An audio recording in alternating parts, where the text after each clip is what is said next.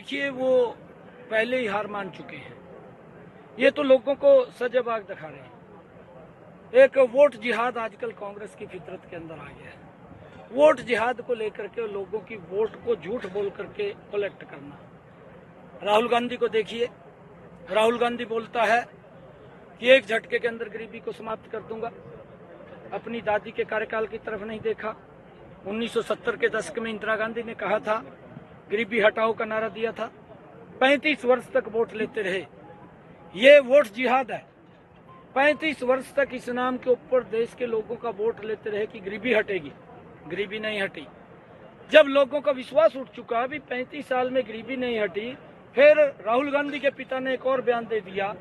वो कहने लगा कि मैं तो 1 रुपया भेजता हूं और रोहतक में जाकर के 15 पैसे लगता है। 85 पैसे भ्रष्टाचार की भेंट चढ़ जाते थे।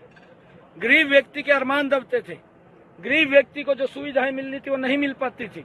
देश के अंदर जो विकास होना था विकास नहीं होता था।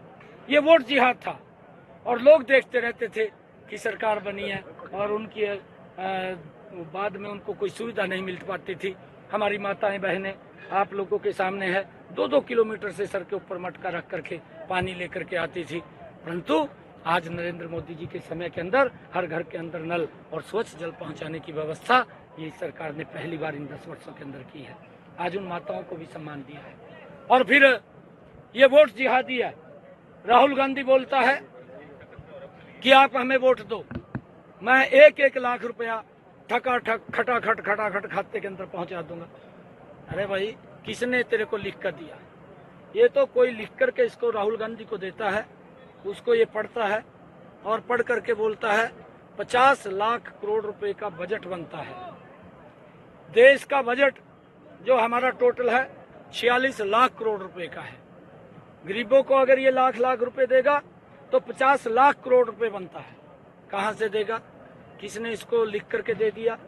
ये वोट जिहाद है। लोगों के अंदर भ्रम की स्थिति पैदा करो, झूठ बोलो, वोट लो, उनका शोषण करो, अपने आप भ्रष्टाचार में लिप्त हो जाओ। ये सोच ये कांग्रेस पार्टी की रही है।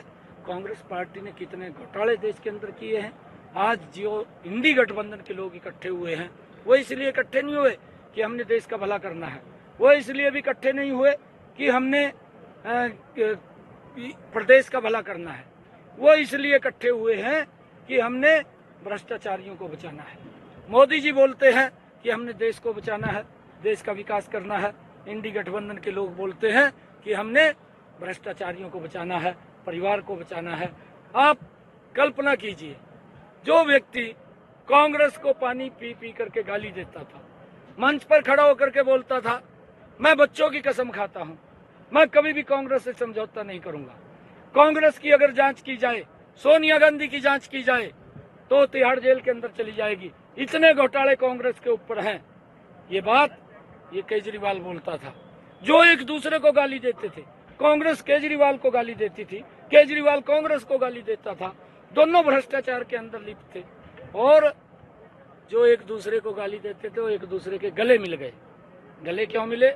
कि देश के अंदर वो भ्रष्टाचारियों को बचाएं और देश से कोई मतलब नहीं है, देश के लोगों से कोई मतलब नहीं है।